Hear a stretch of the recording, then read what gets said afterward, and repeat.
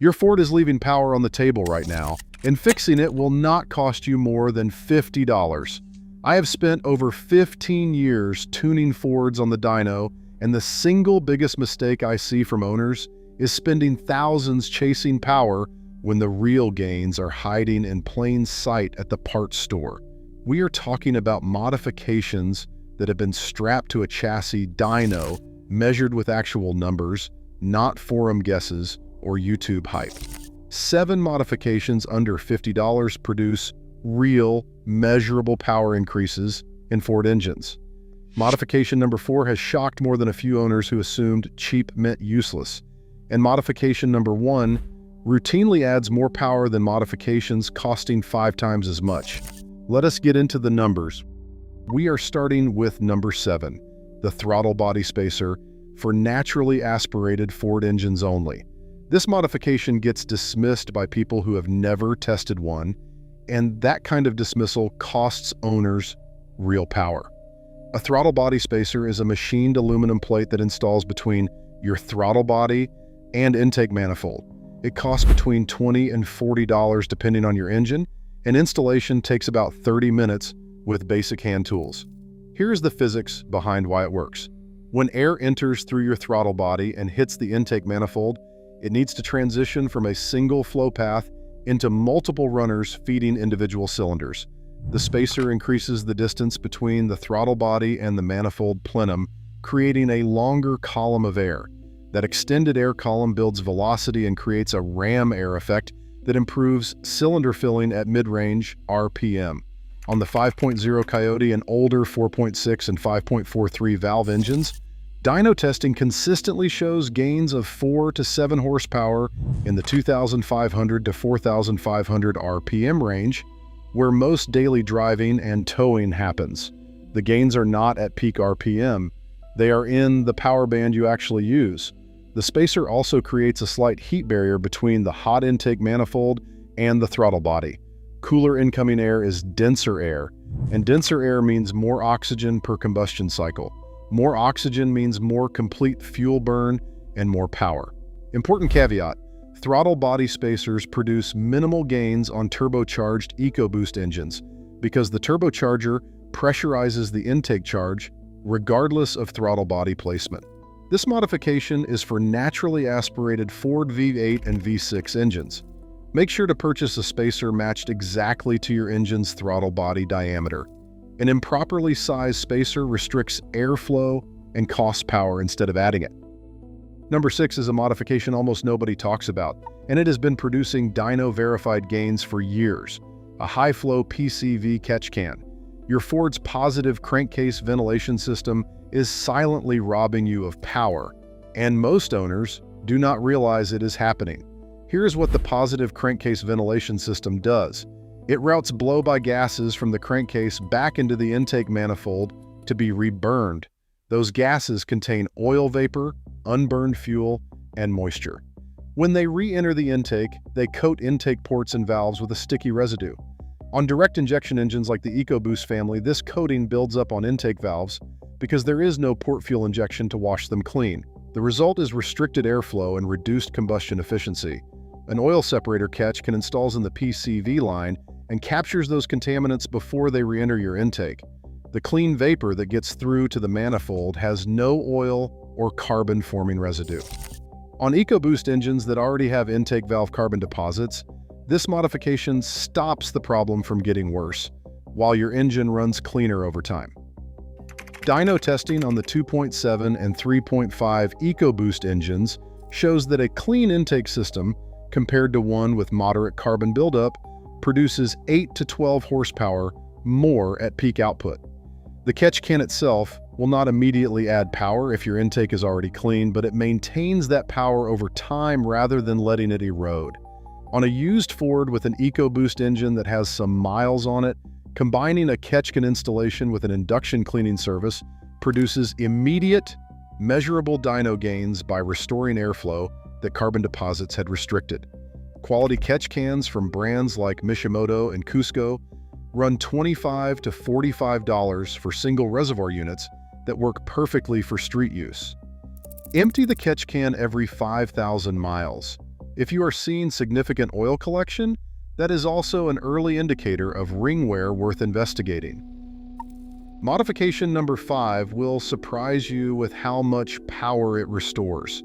It starts with cleaning or replacing the mass airflow sensor and the intake air temperature sensor.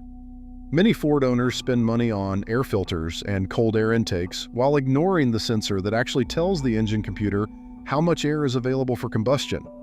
The mass airflow sensor measures the volume and density of air entering your engine. The engine control module uses that reading to calculate exactly how much fuel to inject. A contaminated mass airflow sensor gives the engine control module inaccurate data, and the module responds by injecting the wrong amount of fuel. The result is a rich or lean condition that reduces power and fuel economy at the same time. Mass airflow sensors get contaminated from oil residue from over-oiled aftermarket air filters, dust particles, and general intake contamination. The degradation is gradual, which is exactly why most owners never connect the symptom of reduced power to the cause. On a Ford F-150 with a contaminated mass airflow sensor, cleaning it with dedicated mass airflow sensor cleaner spray, which costs about $6 to $10 at any auto parts store, produces dyno verified gains of 5 to 15 horsepower, depending on how contaminated the sensor had become. The gains are larger on higher mileage trucks where the sensor has never been serviced. The procedure takes 15 minutes. Locate the mass airflow sensor in your intake tube, disconnect the electrical connector, remove the 2 screws holding the sensor housing, spray the sensor element with cleaner made specifically for mass airflow sensors, allow it to dry completely for at least 30 minutes, and reinstall. Do not use brake cleaner, carb cleaner, or any other spray on a mass airflow sensor.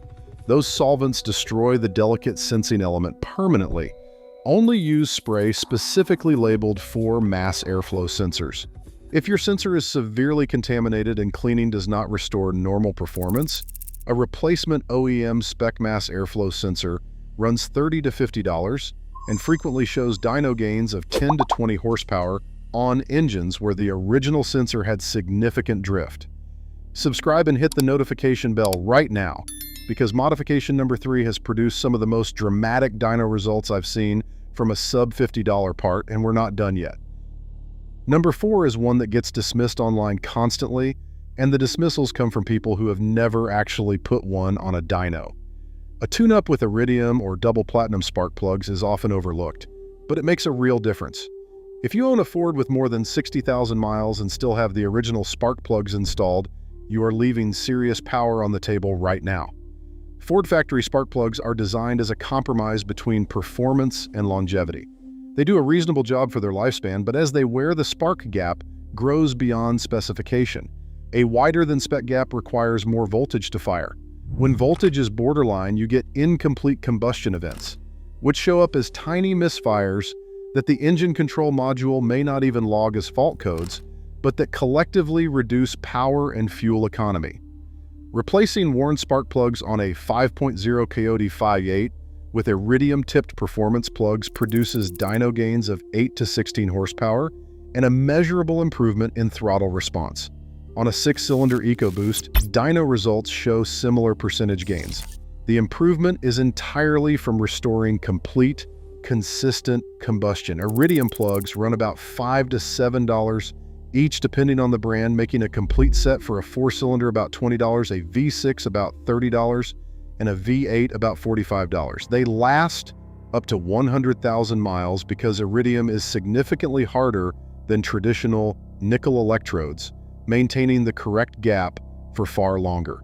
2 critical installation notes follow. Ford EcoBoost engines and some Coyote applications require that spark plugs be torqued to precise specifications. Under-tightening allows combustion gases to leak past the plug seat, which can actually melt electrode tips and cost power.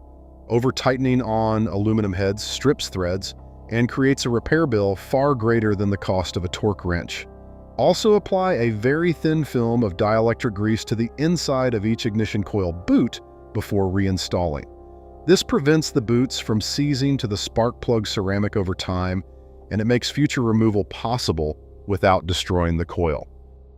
Number 3, and this is where owners start to get genuinely surprised. An upgraded air filter alone meaning an oiled cotton gauze panel filter replacing the factory paper element. Not a cold air intake, not an intake kit, just a drop-in panel filter replacement for your existing airbox. The factory paper air filter is a single-use restriction device. It does its job of filtering contaminants, but it also significantly restricts airflow, and restriction means power loss. As the factory paper filter collects dirt over its service life, that restriction increases. A new factory filter flows better than a used one, but it never flows as well as a properly oiled cotton gauze filter. Cotton gauze filters from K&N, AF, and AirAid use multiple layers of oiled cotton media with a corrugated wire backing. They flow more air per square inch than paper while maintaining excellent filtration efficiency. The increased airflow means the mass airflow sensor reports more air mass, and the engine control module responds with more fuel, and combustion produces more power. On naturally aspirated Ford engines, a drop-in filter replacement produces 3 to 7 horsepower on the dyno, which is modest but real and consistent across multiple tests. On turbocharged EcoBoost engines, the gains are more significant because the turbocharger amplifies the effect of improved inlet restriction. The turbo can spool faster with less restriction feeding it, and on the dyno, the 2.7 and 3.5 EcoBoost engines show 8 to 12 horsepower improvements from the filter change alone, measured with back-to-back runs on the same dyno session with nothing else changed. A drop-in K&N or AF filter for most Ford applications costs $30 to $50.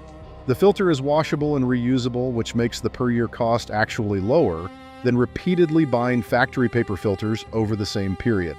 The critical maintenance requirement is this: these filters must be cleaned and re-oiled on schedule, typically every 50,000 miles in normal driving conditions. A dry or contaminated cotton gauze filter flows worse than a fresh paper filter and will cost you power instead of adding it. Number 2 is a software modification, and yes, it costs less than $50 and produces more power than most bolt-on hardware modifications combined. A basic handheld tuner or a Diablo Sport or SCT tune loaded through the OBD2 port unlocks factory power that Ford deliberately restricted in the stock calibration.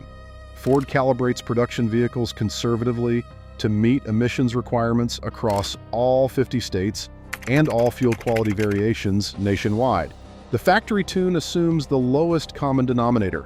That means engines are calibrated to run on 87 octane fuel, ignition timing is conservative to prevent knock-on low-grade fuel, boost targets on EcoBoost engines are reduced to ensure longevity across varied service schedules, and transmission shift points are set for smoothness rather than performance. An off-the-shelf performance tune corrects all of these parameters simultaneously. On a naturally aspirated 5-liter Coyote running 91 or 93 octane fuel, a basic performance tune from a reputable calibrator produces 15 to 25 horsepower at the wheels on the dyno by advancing ignition timing to the edge of knock threshold, where the engine actually wants to run. On 2.7-liter and 3.5-liter EcoBoost engines, where the factory boost target is intentionally conservative, a tune that raises boost pressure within safe mechanical limits produces 20 to 40 horsepower increases on the dyno. That is a significant power gain for a modification that involves no physical parts and no installation time beyond plugging into your OBD2 port. Entry-level handheld tuners from Diablo Sport, SCT, and Bama run $40 to $50 for the device with basic off-the-shelf tunes included. Custom dyno-tuned calibrations cost more, but the hardware device itself stays within the budget. 2 important considerations. First, tuning your Ford may affect your powertrain warranty on new vehicles, so understand your specific warranty situation before proceeding. Second, if you run a tune optimized for 93 octane fuel, you must use 93 octane fuel consistently. Running a 93 octane tune on 87 octane fuel will cause engine knock that can damage pistons and bearings. Number 1 produces the largest single power gain of any modification on this list, and it costs under $20 in most cases, cleaning your throttle body. This is not glamorous. It will not impress anyone at a car show, but it produces more consistent documented power restoration than almost anything else you can do to a Ford engine for this money. Blow-by gases from the positive crankcase ventilation system deposit oil and carbon residue on the throttle body bore and plate. This coating builds up gradually over tens of thousands of miles. As it builds, the effective opening size of the throttle body decreases. The throttle position sensor still reports the same degree of opening to the engine control module, but actual airflow through the bore is restricted by the coating. Your engine is getting less air than the computer thinks it is delivering. The engine control module adjusts its fueling calculation based on mass airflow sensor data and throttle position, but a restricted throttle body creates inconsistencies between what the computer expects and what the cylinders receive. This shows up as hesitation off idle, reduced mid-range power, and in severe cases, rough idle and stumbling. On a high-mileage Ford engine where the throttle body has not been cleaned since new, removing the coating restores full airflow. The dynamometer results from before and after throttle body cleaning on vehicles with significant buildup show power gains of 10 to 25 horsepower, with the larger gains occurring on engines where the buildup was most severe. The procedure is straightforward. Remove the intake tube from the throttle body, spray throttle body cleaner onto a rag, not directly into the bore. Wipe the bore and plate thoroughly. Repeat until the rag comes away clean. Reinstall the intake tube. The entire process takes about 20 minutes. One critical step many people skip. After cleaning a drive-by-wire throttle body, which applies to most Fords from 2008 and newer, you must perform an idle relearn procedure. Disconnect your battery for 15 minutes to reset the engine control module throttle position memory. Reconnect the battery, start the engine without touching the accelerator, and let it idle for at least 3 minutes. Then drive normally for one complete drive cycle. The engine control module relearns the clean throttle body parameters and commands correct idle airflow. This idle relearn is essential. Skipping this step leaves the engine control module commanding idle based on the old restricted throttle body data, which causes rough idle and stumbling even after the cleaning is complete. Throttle body cleaner runs $4 to $8. You need one can about 15 minutes and basic mechanical confidence. The dynamometer does not lie. Clean throttle bodies make more power, and dirty ones lose it silently over years until owners assume their engine just runs that way now. These 7 modifications are proven on the dyno, achievable in your driveway, and collectively cost less than a single hour of dealership labor. Start with the throttle body cleaning because you get the biggest return for the lowest investment. Add the spark plugs if your mileage warrants it. Layer in the catch can to protect your power long term. And if you want maximum gains, load a tune before anything else. Each modification stacks on the others. An engine with clean sensors, correct spark, unrestricted airflow, and optimized calibration is a fundamentally different animal than the same engine with factory settings and neglected maintenance. The power was always there. Ford just needed your help finding it. If you found this useful, subscribe and hit the bell because we are going into deep dive tuning territory in the next video that most Ford owners will never see. Drop a comment telling me which modification your truck needs most right now. I read every one. See you in the next one.